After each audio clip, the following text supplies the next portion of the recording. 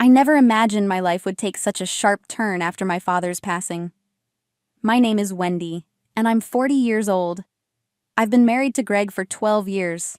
Our relationship had its ups and downs, but we always managed to find our way back to each other, or so I thought. It was a year after my father passed away, and things had started to settle again. My mother, who had been grieving heavily, was finally beginning to smile.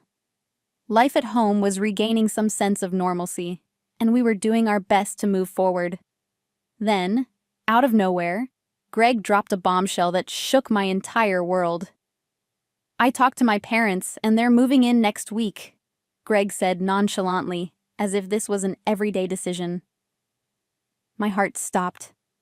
How could he have made such a life-altering decision without consulting me first? We were a family, a unit. Every decision was supposed to be mutual, right? I was stunned. "What do you mean, they're moving in?" I asked, trying to keep my voice steady, though panic was already rising in my chest. "Don't worry, it's temporary," Greg replied with a shrug. "They were having issues with my brother and his wife, and since we have the space, it just made sense for them to come here for a while. Besides, your mother already gave her blessing." I was floored. "My mother?" I repeated, confusion mixing with frustration. My father's room had remained untouched since his passing, a space filled with memories that I wasn't ready to let go of yet. And now, without my consent, Greg had decided that his parents would live there? Greg seemed unbothered by my growing unease. "Yes, I mentioned it to your mom, and she said she understood, so everything's fine." But everything was not fine. In fact, things were far from fine. I felt a surge of anger bubbling up inside me. "This is our home," I said, trying to stay calm. "Why would you sacrifice our family's peace for your parents without even talking to me first?" Greg sighed, brushing off my concerns. "You're overreacting, Wendy.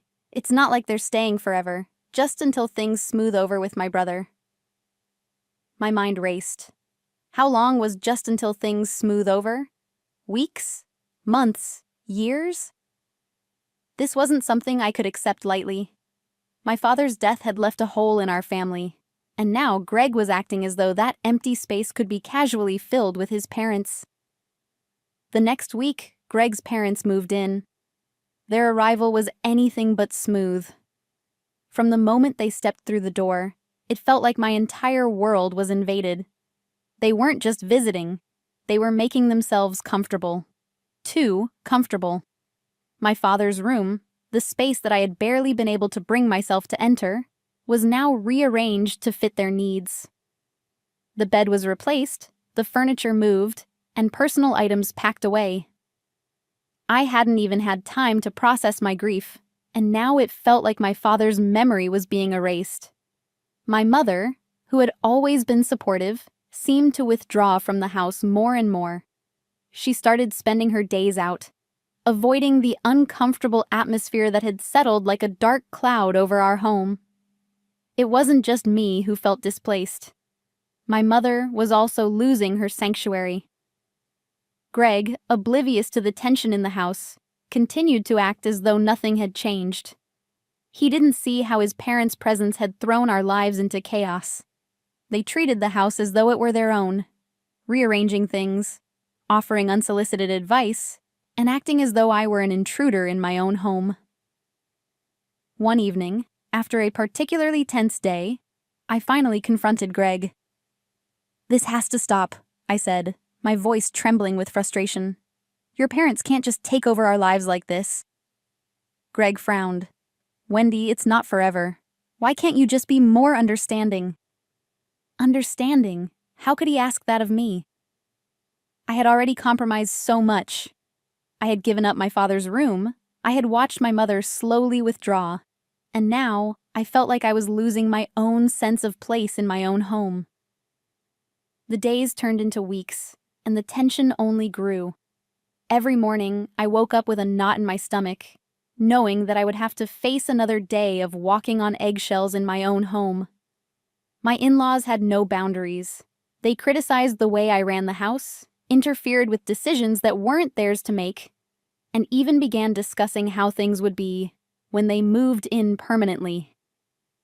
Permanently? This was the first I had heard of that. My heart sank as the realization hit me. They had no intention of leaving. I tried talking to Greg again, but he dismissed my concerns once more. "They're family, Wendy," he said. "We have to take care of them." But what about our family? What about us? I couldn't live like this anymore. The situation was becoming unbearable, and I could feel myself slipping further into frustration and resentment with each passing day. One night, as I lay awake, staring at the ceiling, I made a decision. I needed to take control of the situation before it completely consumed me. This wasn't just about Greg's parents moving in. This was about my home, my family, my sense of security. I couldn't let it slip away.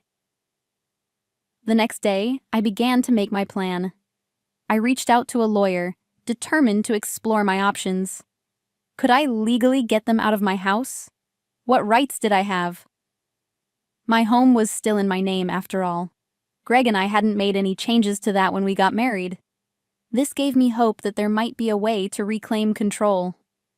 At the same time, I also began to keep a record of everything that was happening in the house. Every time Greg's parents overstepped their boundaries, every comment they made, every time they rearranged something without my permission, I wrote it all down. I needed to build a case, not just for legal reasons, but to remind myself that I wasn't imagining things. This invasion of my home was real, and I had every right to be angry. The final straw came one afternoon when I overheard Greg's mother talking on the phone with her sister. "Oh yes, it's all worked out perfectly," she said, her voice dripping with satisfaction. "We'll be staying here for good. It's such a relief to finally have a place of our own." My blood ran cold. I couldn't listen anymore. It was time to act. That evening I confronted Greg once more, but this time I was resolute. "Your parents need to leave," I said, my voice firm. "This was never supposed to be permanent, and now it's clear that they've made themselves comfortable with no intention of leaving." Greg looked taken aback. "Wendy, where is this coming from?" "I heard your mother," I replied. "She's planning to stay here for good. This was supposed to be our home, Greg, not theirs." For the first time, Greg looked unsure. "I didn't know that," he mumbled. "I thought they were just here until things with my brother got sorted." "Well, they're not," I said. "And I can't do this anymore. I need my home back. We need our home back." The next few days were tense. Greg tried to reason with his parents, but they pushed back, insisting that they had nowhere else to go. Meanwhile, I consulted with my lawyer about my options. It turned out that because the house was still in my name, I had every right to ask them to leave. I wasn't powerless after all. Finally, after weeks of back and forth, Greg's parents agreed to leave. It wasn't easy, and there were many heated conversations, but I stood my ground. I knew that if I didn't, I would lose everything. The home that my father had left me, the peace that I so desperately craved, and possibly even my marriage. With Greg's parents gone, the house felt lighter, but the damage had been done. Greg and I were no longer the same. The trust between us had been broken, and I wasn't sure if we could ever truly repair it. We had always been a team, but this situation had shown me a side of Greg that I hadn't seen before, a side that was willing to put others before me, even when it wasn't fair. But life moved on. Slowly, my mother returned to the house, and together, we began to rebuild our lives.